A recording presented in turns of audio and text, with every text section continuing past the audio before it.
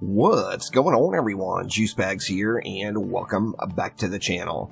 I am here in the Dungeon Defenders Awakened on the Xbox One, a little bit of an early peek here, and today I wanted to go through the settings.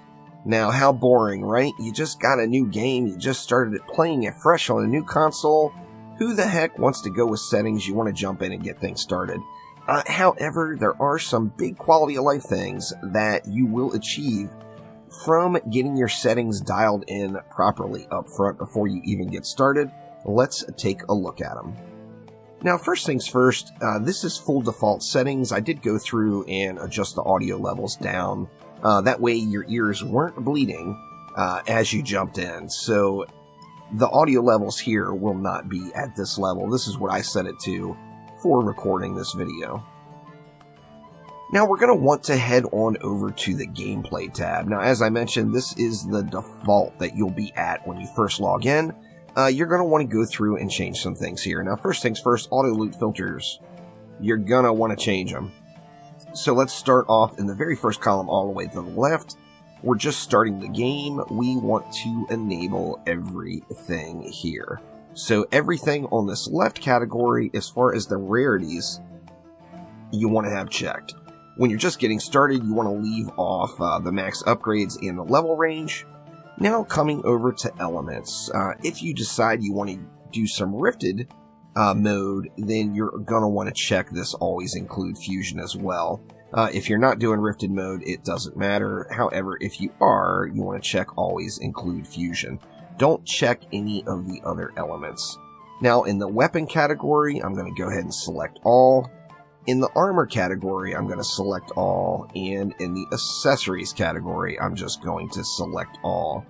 Now, instinctively, you're just going to want to hit B to go back. Make sure you hit X first to confirm, and that will get your loot settings, your loot filter settings saved.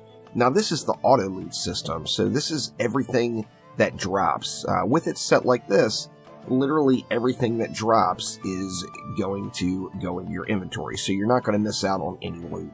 Now, as you progress, you can go through and uncheck the common column. So, like, once you don't need to auto-collect grays anymore, you can uncheck that.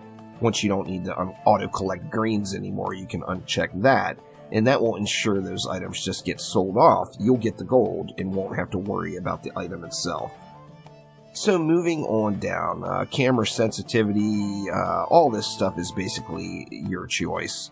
You know, it's a player perspective. I personally, in every game I play, I don't like camera shake. So just for me personally, I'm going to be turning off camera shake. Aim assist, well, you know, I'm a potato controller user. So yeah, I'm going to use some aim assist as well. Now we get down to tooltips. There's some important categories here. First off, auto compare items. Now this means when you pull up a tooltip and you're looking at an item, it's going to show you what you have equipped right next to it. So you can easily look back and forth. So definitely check that one. Auto compare in worlds. Once again, make sure that enable in world and disable in combat is checked. That way you avoid any of these tooltip boxes while you're in the heat of battle. Show split item power is really, it's an option for you. If you choose to use it, it will show an item power for the defense category and an item power for the hero category. Really up to you whether you want to use it. I personally like to just look at the stats themselves and not focus on the item power of the item at all.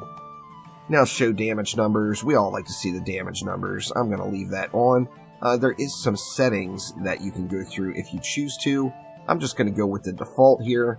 However, if you want to see what other players are doing, you can toggle all those on as well. In the General tab, disable tutorial tooltips. That's up to you. Do you want the tutorials or not? Disable map fly-through. That, once again, that's up to you as well. The profanity filter is referring to text, but here's another important category. Auto-reject hacker joins. What this means is if someone gets flagged as a hacker in Dungeon Defenders Awakened, when they join into your particular group, it's going to pop up on screen, hey, this person is registered as a hacker. Do you want to allow them to play here? You won't have to mess with any of that if you just select auto reject. It won't have them enter your map at all. Now, on the defense category, these are just all, once again, just personal preference things with getting, how you place your defenses down. So that is my suggestions. I do think it's very, very important to make sure you're comparing your items on the tooltip, and then, of course, getting your loot filter set up as things you want to do right away before you get started on your very first map. So that will get it for now. If you have any more tips as you progress in the game after this launches, make sure to let me know down in the comments below to help other new players out as well. So thanks again, y'all, and I will see ya next time around.